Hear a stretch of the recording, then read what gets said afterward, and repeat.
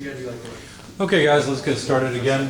I've turned on another learning module so you can see it. It's for chapter 3 and it's properties of pure substances. You've already seen most of this, of course, in 220, so I'm going to try and go through this fairly quickly, but don't let me go too fast. Do you remember the definition of a pure substance? What is a pure substance? Homogeneous throughout. Homogeneous throughout. There's what does it mean to be homogeneous or homogeneous? I don't know how you say it. What does that mean? Same substance. There's no change in the composition. What kind of composition do we mean? The chemical composition. So it's the same chemical throughout. If I go to get a glass and I grab some water from the pond back there and I let that water settle on my desk, I'm not going to drink it. You know why? There's a couple of reasons. One of them being that there's probably a homogeneous mixture of bacteria throughout the water that I don't want to ingest. I might get sick from it. There's also some mud that's going to settle to the bottom and make that not a pure substance. Now we're talking about two different things, two different types of purity, right? The purity that you talk about in your day-to-day language is the bacteria. It's not pure, right? It's not pure in the sense that it's not good for me. But the purity we're talking about here is more the purity of the mud on the bottom. If I were to somehow just cut the glass and throw away the bottom quarter of it or so, however much the mud settles out, and what I'm left with is just water that has a bunch of bacteria in it, but that bacteria is uniformly distributed, that's a pure substance. Is that strange? We're using a different language. We mean different things by this, by what we say. So nitrogen, for example, would be a pure substance. Air, would air be a pure substance? No. Some people are saying yes, and some people are sure the answer is no. How many people think it's yes? In this context. Okay, so why would you say it's pure? Why would you say yes? Okay, so really those of you... change in it. I'm sorry? There's really no vast change in the composition throughout. Okay, those of you that said no, why is it not pure?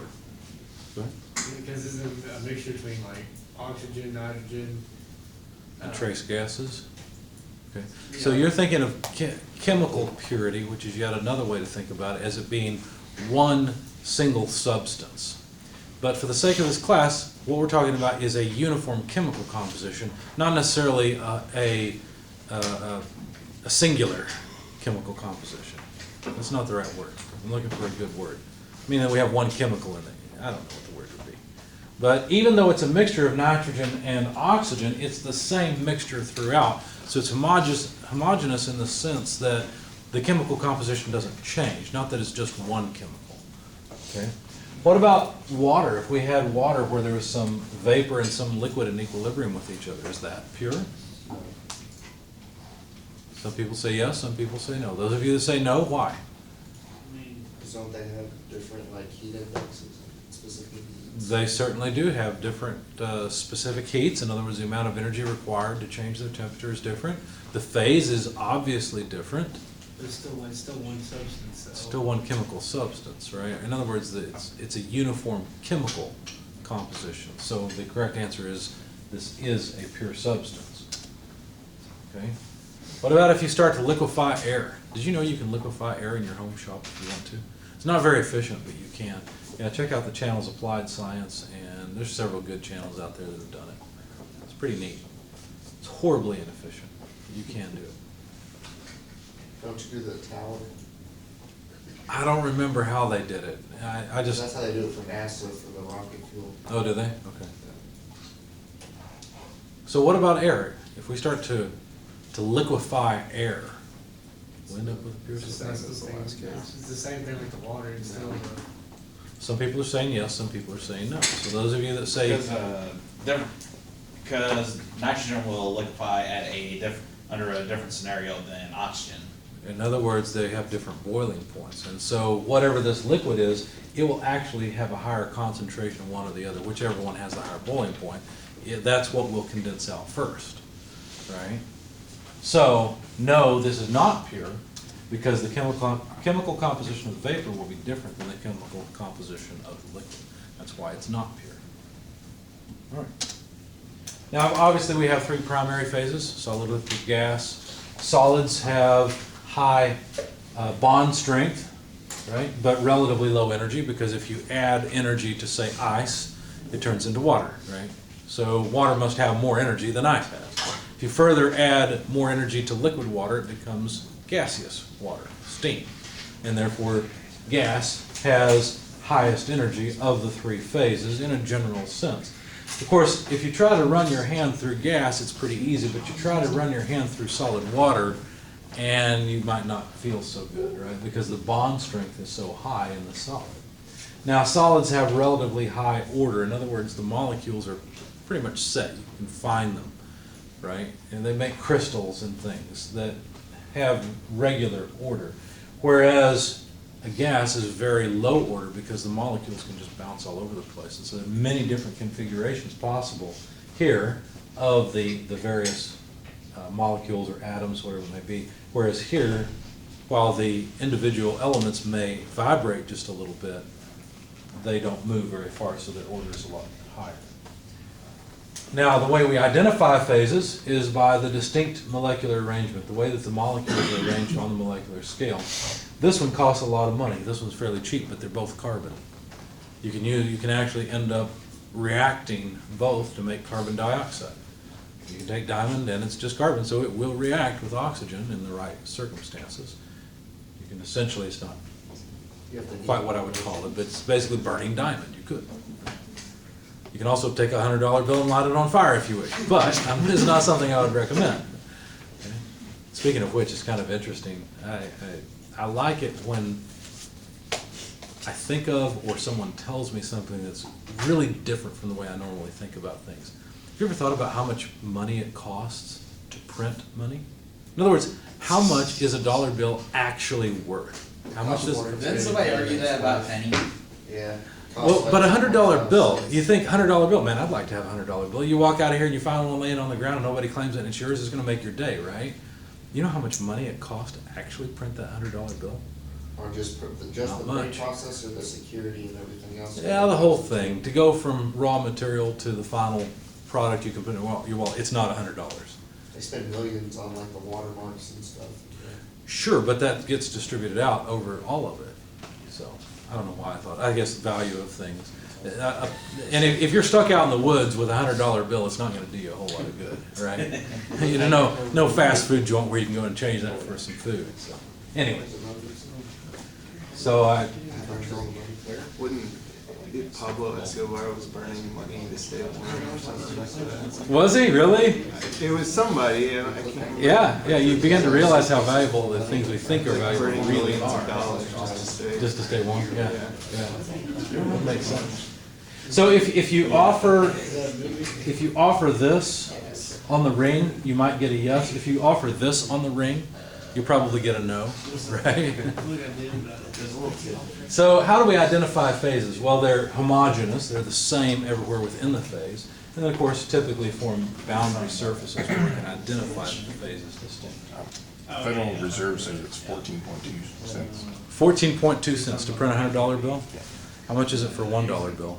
5.4 cents. 5.4 cents? So your $100 bill is worth 15 cents and your $1 bill is worth 5 cents. You're welcome. This generated interesting conversation. I've got to figure out a way to teach with that analogy. All right, so anyway, how water boils. If you put water in a container, you guys have seen this, so we're going to go through it quickly. If you put water in a container and it's not near boiling, we call that what? It is a subcooled liquid, right? Once you get it to the point where it's ready to boil, it is a saturated liquid. When it's boiling and you're generating steam in a different, or water in a different phase, and steam from the liquid, that's called a saturated vapor liquid mixture. And then here, when the last drop has boiled off, it's all saturated vapor. It's not superheated yet, it's saturated vapor. The last drop just boiled off. And then if you keep adding energy, eventually you'll get to the superheated state. Technically, immediately after the last drop has boiled off, when you add the next bit of heat, now you're in the superheated state. And there's degrees of superheat, right? This is where during saturation, the pressure and temperature co-vary.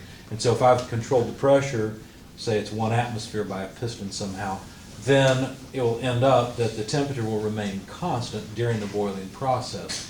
It will end up in the superheated region where the temperature can finally rise again once we've finally boiled off the last drop of water. Now you might look at this and say, well, if I try this experiment, I know it won't really work in real life. So what's going on here? Well, there's a big assumption built into this.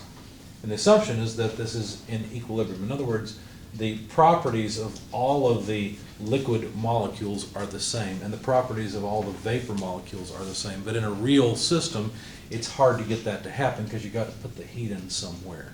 And wherever you put in the heat, it's going to be a higher temperature, and so it's not really uniform. But theoretically, a uniform system, this is what would happen. Okay? So you guys correctly named most of the states. That was good.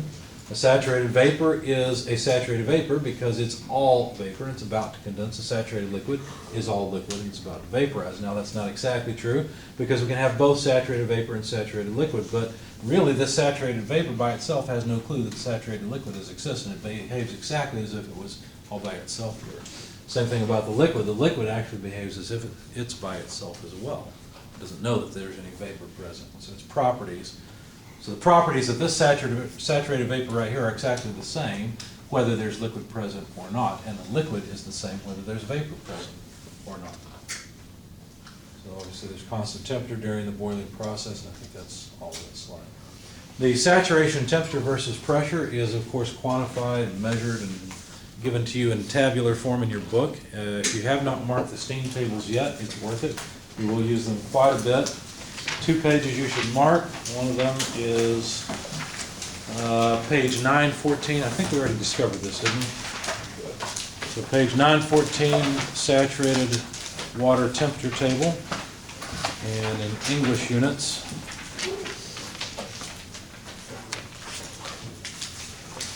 saturated water temperature table is on page 964. And there's a 50-page difference between those two. So what does it mean when we say we have a saturated temperature?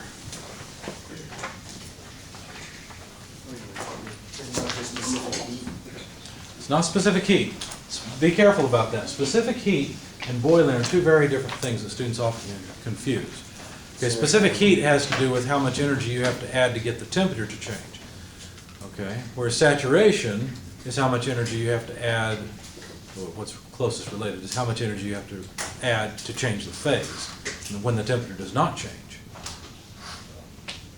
What is a saturated temperature? Constant pressure. It's not a constant pressure. Saturated temperature is the temperature you have to achieve before you can have saturation, given a pressure. So you got to understand that a saturated temperature alone doesn't mean anything. You have to know what pressure we're talking about. Similarly, a saturation pressure doesn't mean anything. You have to know what temperature you're talking about. That sounds like double talk, doesn't it? But all it really means is that if you've got a system, let's just say water, at a certain pressure, 2 atmospheres, it will boil at a particular temperature, right? On the other hand, if you have water at a temperature of 75 degrees, there's a very particular pressure where it will boil. You see, saturated temperature and saturated pressure go hand in hand. They depend on each other. Okay? Otherwise, you can't have one without the other. So speaking of which, let's find out. Marked page 964 in your book. If the temperature were 75 degrees, what would the pressure have to be for the water to boil? 0.43 0.43? 0.43 what? PSI. So the pressure would have to be 0.43 psia. You know, there's got to be a good Spaceballs joke in here somewhere. Anybody ever seen Spaceballs? Air in a can. Schwartz. The Schwartz, yeah. They've got the plaid. When we talk about low pressures like that, you can imagine it as not having anything to breathe, right? And you're gasping for air. Oh well. I'm not a comedian. Millions of comedians out of work, and I'm trying to crack jokes. So those saturated tables are really important. We're going to use them. Hopefully you mark them. Latent heats. Now this is what you were talking about a minute ago. You were talking about how much energy is required to change temperature, and that's heat capacity. Latent heats are the analogous thing for changing phase. Okay? So how much energy is required to change phase actually depends on the pressure at which, or the temperature at which, that change occurs. So if we're talking about ice going from solid to liquid, then we're talking about the latent heat of fusion. But if we're talking about liquid water going to steam, then we're talking about the latent heat of vaporization. Those amounts of energy are different and depend on temperature and pressure. Of course, since it's saturation, it doesn't depend on temperature and pressure. It depends on temperature or pressure, because temperature and pressure already depend on each other. You can't talk about a saturated temperature without having a pressure, and vice versa. At 1 atmosphere, water will take 334 roughly kilojoules per kilogram of energy to change ice to liquid. On the other hand, 2,257 or so kilojoules per kilogram are required to take liquid water to vaporous water.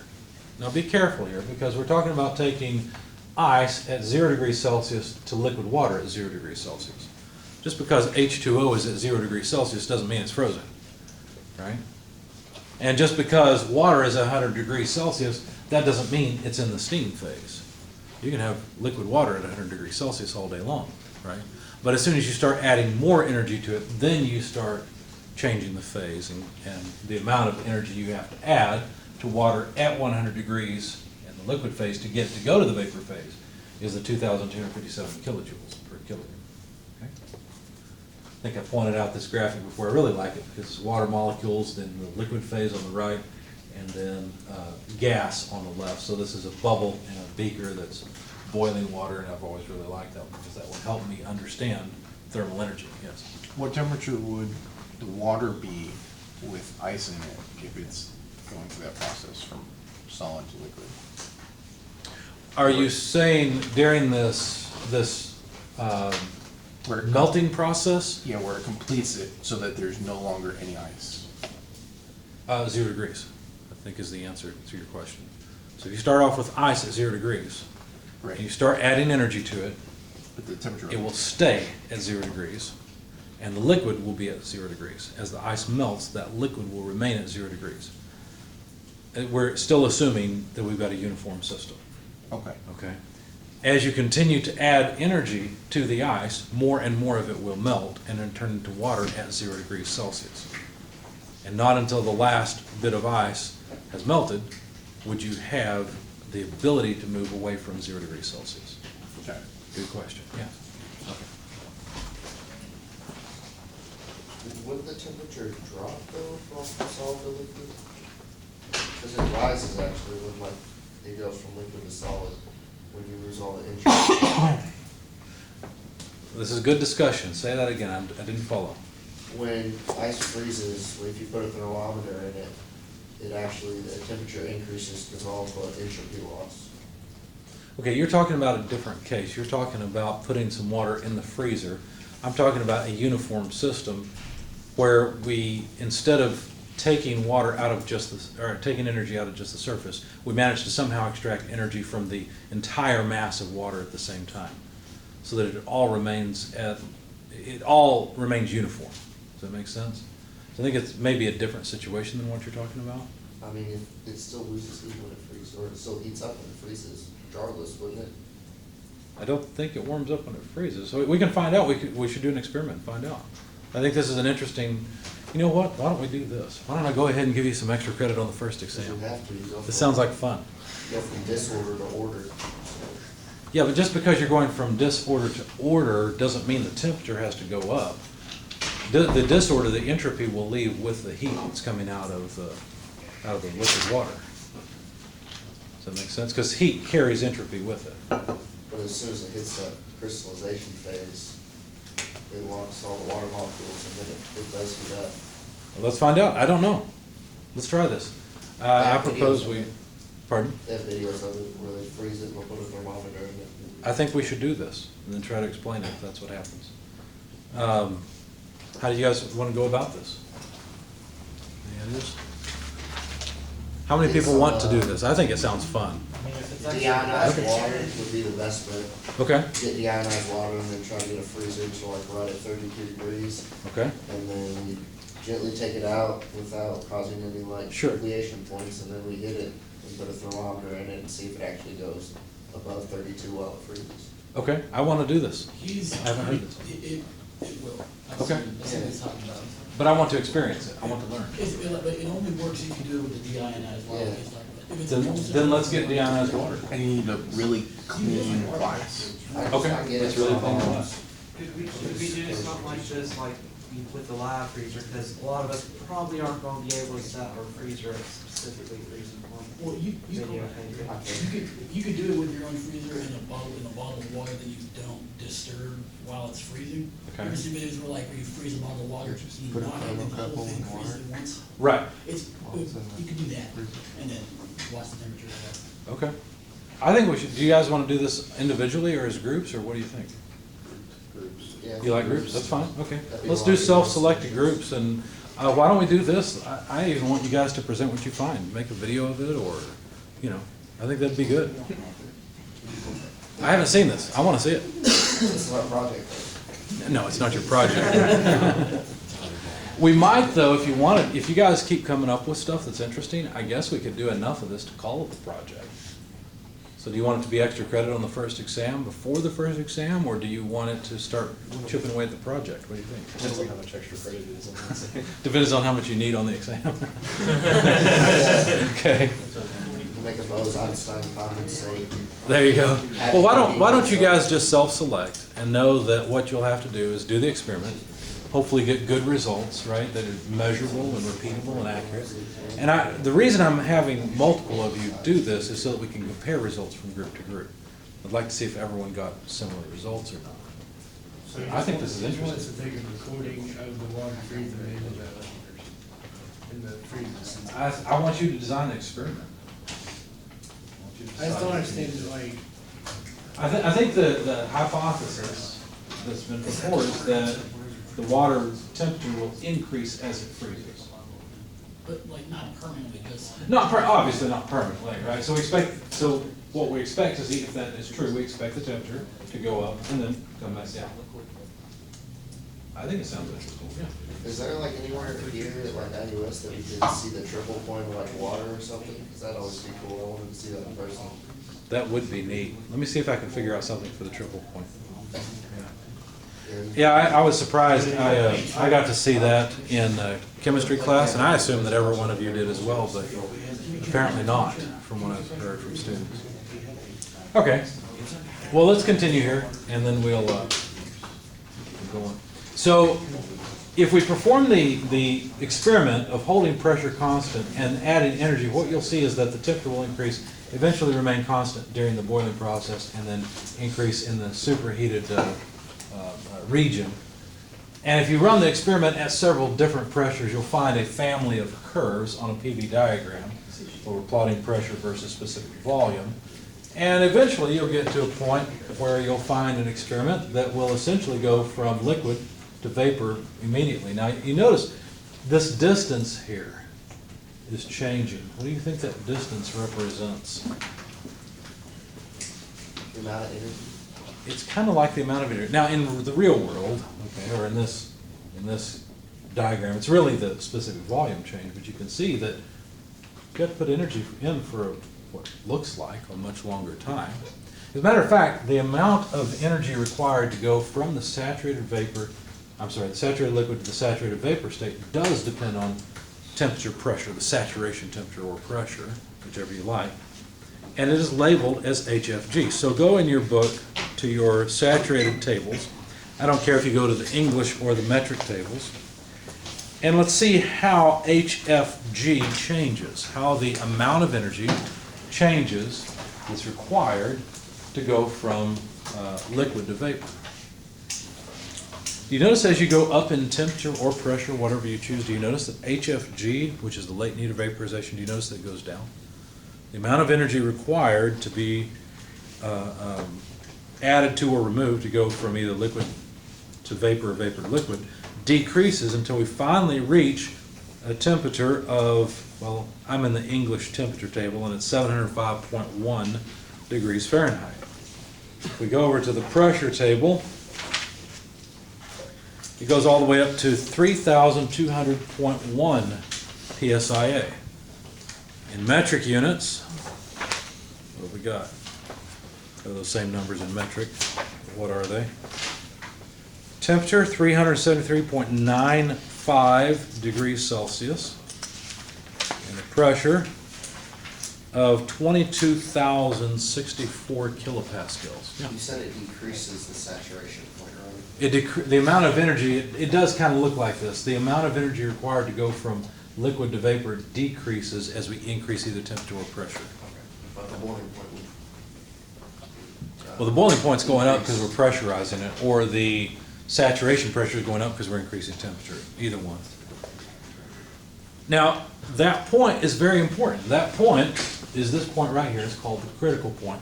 And so what you'll notice on the pages before your saturation tables is that the critical points for several different substances is listed. So go to page 908, for example, in the metric appendices, and you'll notice that critical point properties are given for many different substances, water being the one next to the last.